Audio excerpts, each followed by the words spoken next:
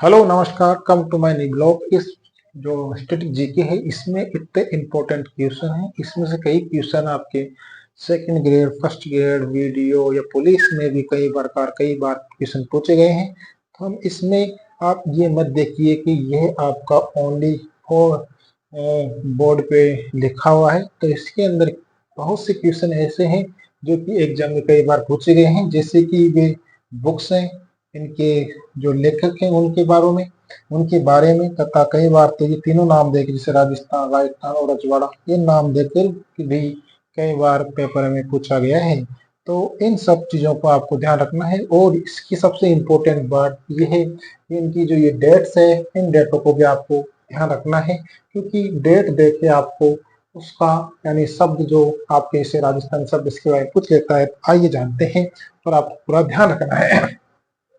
जैसे यहाँ लिखा हुआ है 532 ईस्वी के अंदर राजस्थानी जो शब्द है उसको किस नाम से संबोधित किया गया था।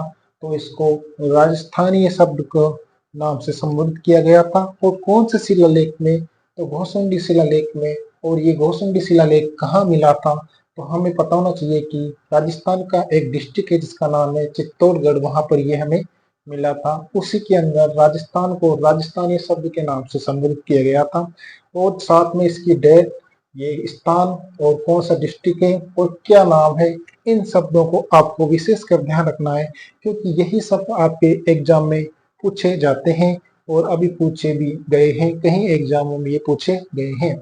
उसी प्रकार 426 और 425 ईस्वी की बात करें तो बसंतगढ़ जो शिलालेख है ये भी कई बार एग्जाम में पूछा गया है। जो सिरोही में मिला था उसमें राजस्थान को राजस्थानी शब्द के नाम से संबोधित किया गया था। और कभी कभी ये शब्द देकर पूछ लेते हैं कि राजस्थानी ये जो शब्द है ये कौन से शिलालेख में मिला था। तो हम वहाँ कंफ्यूज हो जाते हैं और उसका आंसर नहीं कर पाते हैं। तो इसलिए आपको यह भी याद रखना है। और बसंतगढ़ शिलालेख में आपको राजस्थानी ये या शब्द मिला है। और अब बहुत ही इम्पोर्टेंट जो एक लेखक है उसका नाम है जॉर्ज थॉमस। ये जॉर्ज थॉमस कहीं स्टोर के बारे में बताएंगे। जो जॉर्ज थॉमस है इन्होंने राजस्थान को राजपूताना के नाम से संबोधित किया। और कई बार पूछा भी गया है कि राजस्थान को राजपूताना शब्द किसने कहा था। तो उसका नाम है जॉर्ज थॉमस। जॉर्ज थॉमस की सबसे इंपॉर्टेंट बुक है जिसका नाम है the military memorials of mister George Thomas. इन्हीं का नाम लास्ट में आ रहा है, लेकिन ये पुस्तक लिखी किसी और ने है। उस लेखक का नाम है विलियम फ्रैंकलिन। ये आपसे ये भी पूछ सकता है कि जो the military memorials of mister George Thomas है इसके लेखक कौन है। तो ये विलियम फ्रैंकलिन है। आपसे इसकी डेट पूछ सकता है कि इस पुस्तक को कब लिखा गया था। और राजस्थान के जो लिखित प्रमाण है कौन सी बुक में मिलते हैं वो भी इस प्रकार से आपको घुमा के पूछ सकता है। तो आपको ध्यान रखना है कि राजस्थान का जो लिखित प्रमाण है वो 1805 में the military memorials of mister George Thomas book के अंदर मिलता है और इसके लेखक विलियम फ्रैंकलिन है। वही नेक्स्ट डेट की बात करें 1829 के अंदर कर्नल जेम्स टोड, जो कि राजस्थान के इतिहास के पितामह या घोड़े वाले बाबा के नाम से जाना जाता है।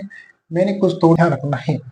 तो कर्नल जेम्स टोड है। राजस्थान को सर्वप्रथम 3 नामों से, कई बार इन एग्जामों में इन तीनों नामों को एक साथ देख के पूछ रखा है कि राजस्थान, राजस्थान और रजवाड़ा इसके नाम को देने वाले लेखक का नाम क्या है। तो वो कर्नल जेम्स टोड है।